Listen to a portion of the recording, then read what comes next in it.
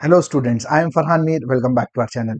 Late us discuss problem number 4। अब ये problem ना आपको होमवर्क लेना चाहिए। जो भी अब तक हमने सॉल्व किया है ना, इन सबको मिला लोगे, प्रॉब्लम में सॉल्व हो जाएगा। ठीक है, तो सीएफ तो ऑलरेडी मैं यहाँ पे निकाल के रखा हूँ आपके लिए।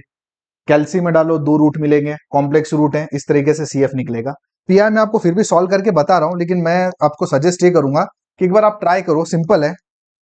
बस वही बात है, सिर्फ करते रहना है आपको। पहले ही सोचोगे क्या होगा तो फिर मुश्किल है। बस करते रहो, पहुंच जाओगे। ठीक है, अब यहाँ पे आपके पास क्या है, 1 + sin x the whole square. सबसे पहले आपको ओपन द ब्रैकेट्स करना पड़ेगा। अगर आप ओपन द ब्रैकेट करते हो ये वाला, तो a + b the whole square, a square plus 2ab plus b square. Further इसको सिंप्लीफाई आपको करना पड़ेगा, है ना, क्योंकि लीनियर टर्म चाहिए साइन एंड कॉस का। ये तो ठीक है, ये भी ठीक है, इसको फर्दर सिंप्लीफाई करना पड़ेगा। तो ये आपका बन जाएगा 1/fd 1 + 2 sin x। और जो साइन स्क्वायर एक्स, इसको आप क्या लिखोगे, 1 - cos 2x/2। इसको फर्दर आपको सिंप्लीफाई करना पड़ेगा। ठीक है, तो इसको फर्दर अगर आप सिंप्लीफाई करते हो तो ये हो जाएगा 1/fd। अब ये देखो, ये आपका 1 है। ठीक है, और ये 1/2 है, तो ये 1 और ये 1/2 मिलके दोनों हो जाएंगे 3/2। ठीक है, प्लस सेकंड टर्म तो एज इट इज आएगा 2 sin x। एंड ये वाला टर्म आपका क्या हो जाएगा, ये देखो, -1/2 cos 2x।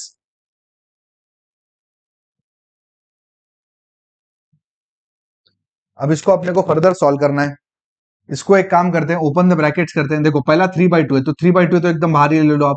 ठीक है, 1/fd इंटू RHS। अब कुछ नहीं, 1 है का मतलब e⁻0x, पहला सॉर्टेड है। 2 आप बाहर ले लो, 1/fd sin x, ये आपका टाइप नंबर 3 बन गया।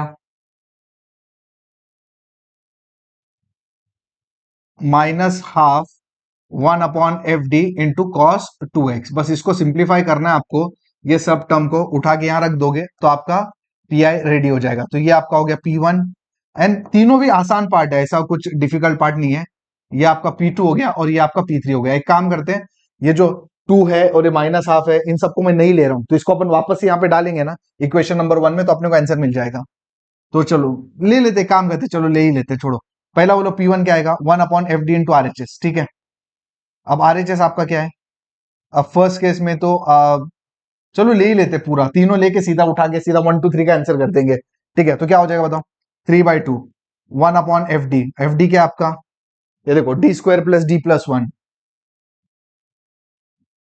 और RHS आपके पास क्या है, e⁻0x है। तो d की जगह आप 0 पुट कर दोगे। अगर d की जगह 0 पुट कर दिया तो सॉर्टेड है। देखो, ये दोनों 0 1 है, इन शॉर्ट 3/2 ही बचेगा, क्योंकि ये 0 1 और e⁻0x तो 1 ही होता है। तो ये जो P1 है, इसका आंसर तो आपका 3/2 है। एंड बाकी भी इतनी सिंपल है, ऐसा कोई खास इसमें है नहीं। ठीक है, अब चलो P2 निकालते हैं। ठीक है, P2 निकालेंगे तो क्या आएगा, ये देखो 2, ये भी ले लेता हूं साथ में, 2 भी ले लेते हैं। 1/d² + d+1। ठीक है, ये आ गया आपका इधर, और यहाँ पे sin x। तो आपको पता है यहाँ पे क्या करना है, d² की जगह आप क्या पुट करते हो, -1 इंटू a²।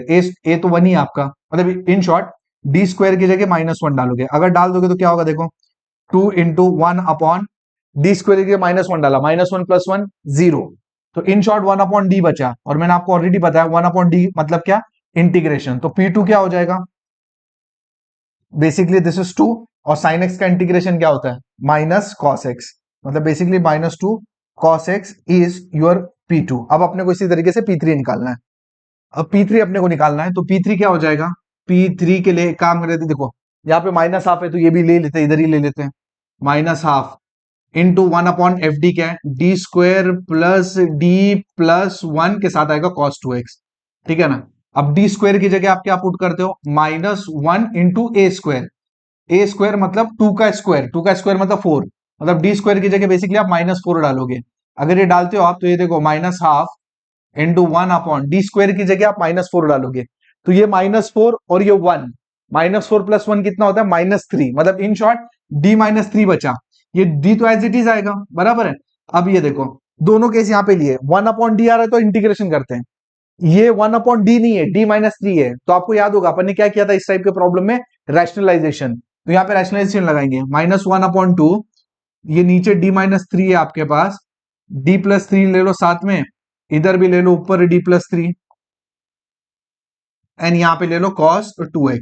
ठीक है, तो नीचे क्या आएगा -1/2, ये देखो ये a plus b a minus b, d² - 9 ऊपर आएगा आपके पास d+3 एंड यहाँ आएगा cos 2x। ठीक है, रैशनलाइजेशन क्यों किया अपन ने, क्योंकि d में आप पुट नहीं कर सकते, आपको किस में पुट करना पड़ता है, d² में, ये वाले टाइप में।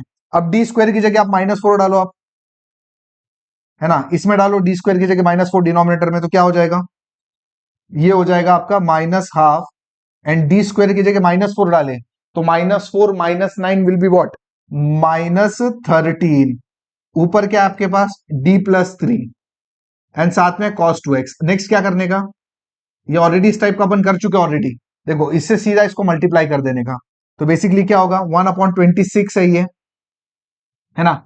अब डेरिवेटिव ऑफ cos 2x क्या होगा, -2 sin 2x plus 3 cos 2x, ये अपना क्या निकला P3। And what is your required solution, required जो सॉल्यूशन होता है आपका वो होता है Pi is what, P1 plus P2 plus P3 and finally what is your solution, y is equal to CF plus PI। तो मैं यहां पे आपके लिए छोड़ रहा हूं, बट ये काम आपको करना है पूरा, वापस से P1 P2 P3 लिखना है, CF वगैरह मिला के सोल्यूशन लिखना है। तो ये एक्चुअली प्रैक्टिस प्रॉब्लम था, जितने प्रॉब्लम हमने सॉल्व किए थे ना, सब केसेस में अपन ने ट्राई किया कंप्लीट करने की। I hope this problem is clear to you. अगर प्रॉब्लम समझ में आया तो वीडियो को लाइक करो, अपने दोस्तों के साथ शेयर करो। Thank you.